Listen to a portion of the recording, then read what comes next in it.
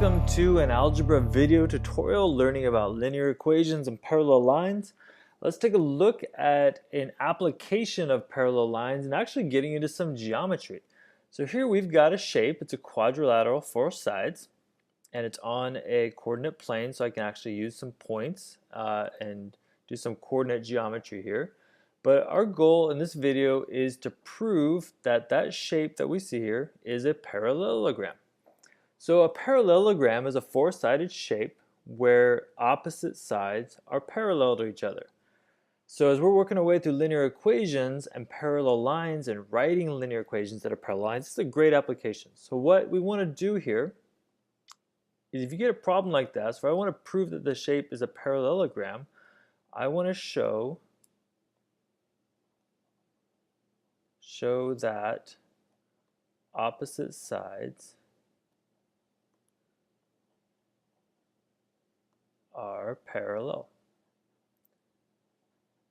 which means they have to have the same slope.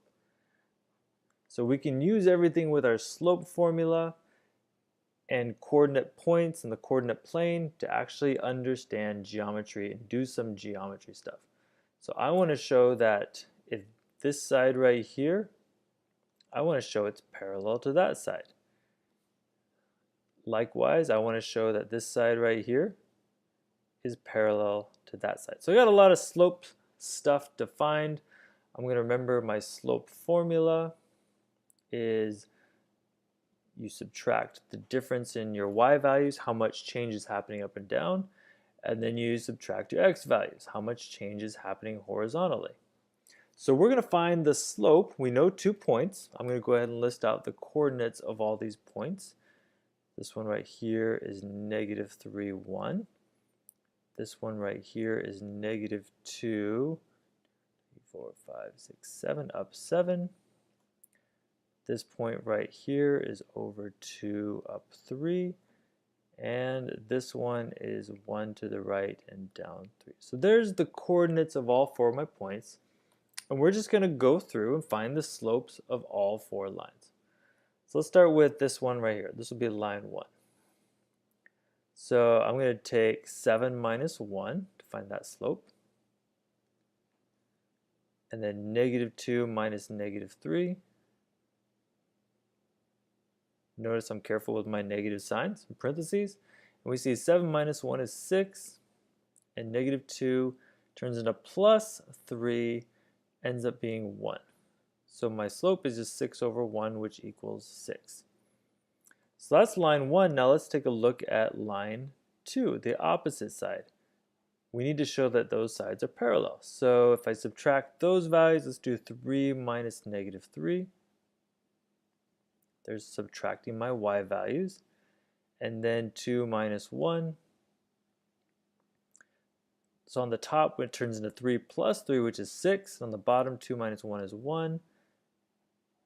And we also get 6. So far, those 2 sides are opposite, and they both have a slope of 6. I'm feeling pretty good. Those 2 sides that I've just shown are parallel.